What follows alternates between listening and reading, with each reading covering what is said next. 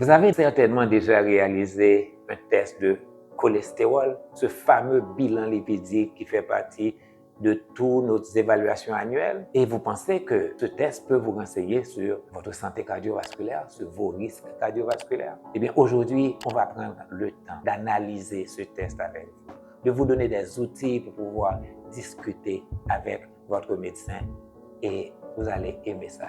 Ce test vaut ce que ça vaut et pas grand-chose.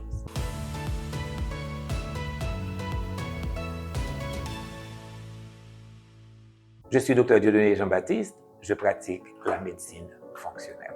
Qu'est-ce que ce bilan lipidique? Dans cet examen, dans ce test de routine, on trouve essentiellement 5 éléments. Le total cholestérol, le cholestérol total, LDL-C, HDL, triglycérides et puis VLDL. Donc tout d'abord, le taux de cholestérol total. On fixe la valeur limite à 200. Il y a même des laboratoires qui vous disent que ça doit être inférieur à 200. C'est comme si un niveau de cholestérol à 100, à 60 serait normal. Non. En fait, il y a ce qu'on appelle des valeurs optimales. Pour être en bonne santé, nous avons besoin de cholestérol. Le cholestérol n'est pas notre ennemi. Ce n'est pas un ennemi que vous devez combattre. Et dans une vidéo qui est en description, on a vu que même le gouvernement américain reconnaît que le cholestérol alimentaire n'a pas de rôle dans les maladies cardiovasculaires. Donc, le taux de cholestérol mesuré par ce test n'est pas un bon indicateur de risque cardiovasculaire. Je peux même dire mieux, ça n'a même pas de corrélation avec les crises cardiaques. Par exemple, tu peux avoir un taux de cholestérol très bas et développer une crise cardiaque et avoir un taux de cholestérol très élevé, 250, 260, et ne pas avoir de maladie cardiovasculaire. Il y a mieux. Aujourd'hui, des gens qui mangent très peu d'hydrates de carbone ou pas du tout d'hydrates de carbone voient leur taux de cholestérol total monter jusqu'à 500 et plus sans qu'ils ne développent aucune maladie cardiovasculaire. Certainement, c'est une expérience de courte durée. Donc, le taux de cholestérol total, vous pouvez l'oublier. Ne jamais considérer ceci comme un signe de maladie. Si votre médecin vous dit que votre cholestérol est à 220, 230, 240 et que vous devez prendre un médicament pour la vie, peut-être qu'il est temps de consulter un autre médecin pour avoir un autre cas. Donc, le taux de cholestérol total, méfiez-vous. Le deuxième paramètre sur lequel se concentre la médecine conventionnelle, c'est le LDL-C. On ne le mesure pas directement dans le sang, on le calcule et on l'appelle le mauvais cholestérol. Et avec le temps, on a réduit sa valeur seuil. De 190 dans les années 90, aujourd'hui, on veut que cette valeur soit inférieure à 100. En Haïti, c'est inférieur à 130, 100 aux États-Unis. Et pour les gens à haut risque de maladies cardiovasculaires, on veut ramener cette variable en dessous de 70. Est-ce que ça a une valeur? Peut-être pas. Parce que ce n'est pas la quantité de LDL qui détermine le risque. Comme on va le voir à la fin de cette vidéo, il y a un autre test qui nous permet d'évaluer le nombre de LDL-C et leur taille. C'est ces deux paramètres qui nous donnent une meilleure idée du risque. Donc, LDL, mauvais cholestérol et le cholestérol total, ce sont les cibles que la médecine conventionnelle chasse avec des médicaments et des médicaments qui ne valent vraiment pas grand-chose. Donc, quand vous regardez votre test bilan lipidique, ne vous concentrez pas sur le cholestérol total et sur le LDL-C. Quels paramètres sont donc intéressants? Eh bien, ce sont les paramètres métaboliques, ce qui te renseigne sur la santé métabolique. Et vous pouvez retenir ceci, je vais le répéter à plusieurs reprises dans cette vidéo. Ce qui importe pour la santé cardiovasculaire, c'est la santé métabolique et non pas le cholestérol. Le cholestérol, on est en train de vraiment de chasser le mauvais lapin. HDL, c'est ce qu'on appelle vulgairement le bon cholestérol. Eh bien, HDL, ses valeurs limites, pour les hommes, c'est supérieur à 40 et pour les femmes, c'est supérieur à 50. On veut avoir un HDL-C le plus élevé possible. Et comment on obtient ça? on obtient ceci, non pas avec un médicament, mais en travaillant sur les piliers de la santé. Et l'autre paramètre, je dirais le plus sensible et le plus important, c'est les triglycérides. Les triglycérides nous renseignent vraiment sur la santé métabolique. Et la santé métabolique, c'est le premier facteur, le facteur le plus important dans la santé cardiovasculaire. Donc, dans les paramètres de laboratoire locaux en Haïti, on nous dit que ça devrait être inférieur à 150. Mais en fait, plus bas sont les triglycérides, mieux ça vaut. Donc, Dr. William Davis recommande de ramener le taux de triglycérides en dessous de 60. Et à ce niveau-là, vous êtes vraiment solide, bulletproof, on dirait. Ça veut dire que vous êtes vraiment protégé contre les maladies cardiovasculaires. Parce que c'est la résistance à l'insuline qui détermine essentiellement le niveau de risque cardiovasculaire. Et les triglycérides, dans ce test, c'est le meilleur indicateur. Donc, il y a les VLDL aussi. On dit que ça devrait être inférieur à 30, mais plus bas sont les VLDL, mieux ça vaut. Et les VLDL, ça suit le niveau de triglycérides. Donc, en résumé, ces 5 paramètres, les 2 premiers, LDL et cholestérol total, ces 2 cibles sont vulnérables. Ça veut dire qu'on peut les changer avec des médicaments. Et la médecine conventionnelle, vous savez, c'est la médecine des médicaments. Il faut prescrire quelque chose. Et il y a beaucoup de gens qui font beaucoup d'argent là-dessus, mais très peu de gains en santé métabolique. Par contre, triglycérides et HDL, ils ne sont pas vulnérables à des médicaments. Ça veut dire que vous ne pouvez pas les modifier avec les médicaments courants aujourd'hui. Eh bien, en médecine conventionnelle, on les oublie. Eh bien, toi, tu vas te concentrer sur ces 2 paramètres-là. Et si tu parviens à augmenter le niveau de HDL et à baisser le niveau de triglycérides, vous n'avez pas à vous préoccuper du niveau de cholestérol total et du niveau de HDL.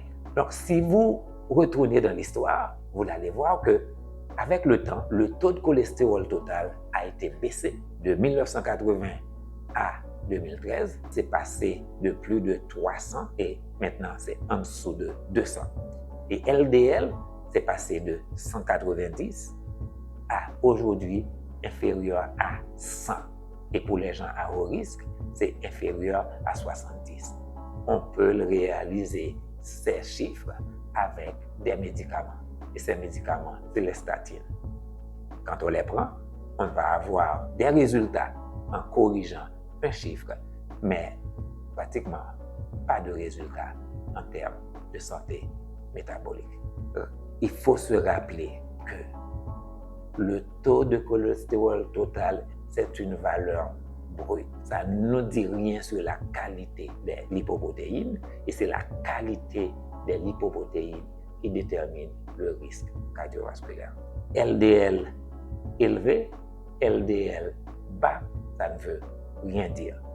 Cependant, quel que soit le niveau de LDL, ce qui détermine le niveau de risque véritablement, c'est les triglycérides et le niveau de HDL. Donc, ramenez votre niveau de triglycérides vers 60 et augmentez le niveau de HDL vers 60 de manière à avoir un rapport triglycérides par HDL qui se rapproche de 1. Et dans cette zone, votre risque cardiovasculaire est vraiment faible. Et pourquoi il ne faut pas se concentrer sur LDL et le cholestérol total? Eh bien, parce que ce n'est pas le cholestérol qui détermine le risque cardiovasculaire. Ce qui détermine le risque cardiovasculaire, c'est votre niveau d'inflammation, c'est votre niveau de résistance à l'insuline.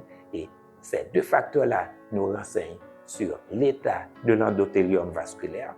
Et ça, c'est le premier pas. Ça, c'est le facteur de risque le plus important en santé cardiovasculaire.